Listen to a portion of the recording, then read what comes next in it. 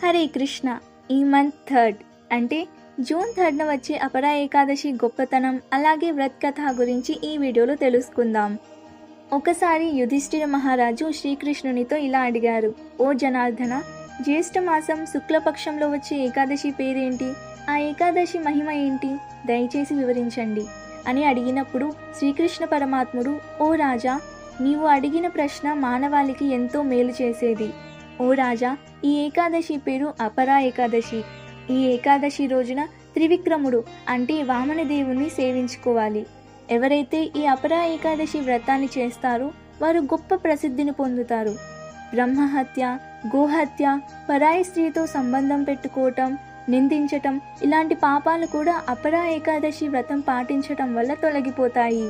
అబద్ధపు జ్యోతిష్యునిలాగా, అబద్ధపు వైద్యునిలాగా మోసం చేయటం, తప్పుడు సాక్ష్యాలు ఇవ్వటం ఇలాంటి పాపాలన్నీ కూడా తొలగిపోతాయి.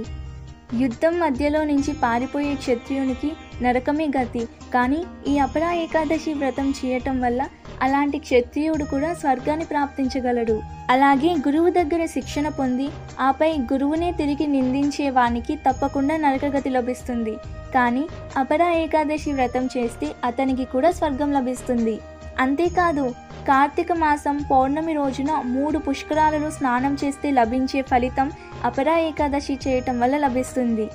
శివరాత్రి వ్రతం చేసిన ఫలితం, బృహస్పతి సింహరాశిలో ఉన్నప్పుడు గోమతీ నదిలో స్నానం చేసిన ఫలితం, సూర్యగ్రహణం సమయంలో కురుక్షేత్రంలో స్నానం చేసిన ఫలితం ఇలాంటి మరెన్నో పుణ్యకార్యాలు చేస్తే లభించే ఫలితం అపరా ఏకాదశి వ్రతం చేస్తే లభిస్తుంది.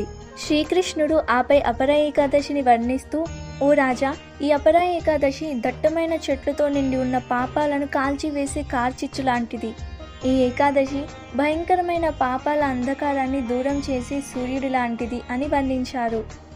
ఎవరైతే ఈ వర్ణనను శ్రద్ధగా నిష్ఠతో వింటారో వారి పాపాలన్నీ కూడా తప్పకుండా నశించిపోతాయి. అపరా ఏకాదశికి సంబంధించిన ఒక ప్రసిద్ధ కథ ప్రకారం ప్రాచీన కాలంలో మహీధ్వజుడు అనే రాజు ఉండేవారు.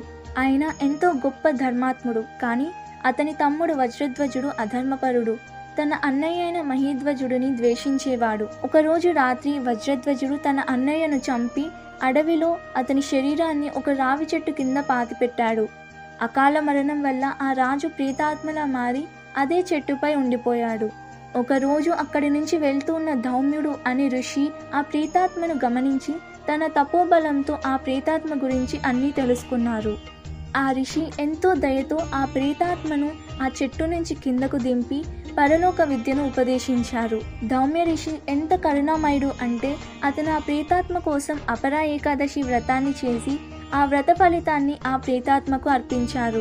దాంతో ఆ ప్రేతాత్మ శరీరంలో ఉన్న ఆ రాజు ఒక దివ్య శరీరాన్ని పొంది స్వర్గానికి వెళ్ళిపోయారు. విన్నారు కదా అపరా ఏకాదశి వ్రత్ కథ. అపరా ఏకాదశి రోజున ఎంత ఎక్కువ వీలైతే అంత ఎక్కువగా హరే కృష్ణ మహామంత్ర నామజపం చేయండి. ఏకాదశి వ్రతం ఎలా చేయాలో అన్న దానిపై మేము ఆల్రెడీ ఒక వీడియో చేశాము, తప్పకుండా చూడండి. మేము ఈ వీడియోలో కొన్ని లొకేషన్స్ పారనా టైం మెన్షన్ చేస్తున్నాము. ఒకవేళ మీరు మీ లోకల్ ఏరియాలో పారనా టైం తెలుసుకోవాలి అనుకుంటే వైష్ణవ్ క్యాలెండర్ అనే యాప్ని డౌన్లోడ్ చేసుకోగలరు. హరే కృష్ణ.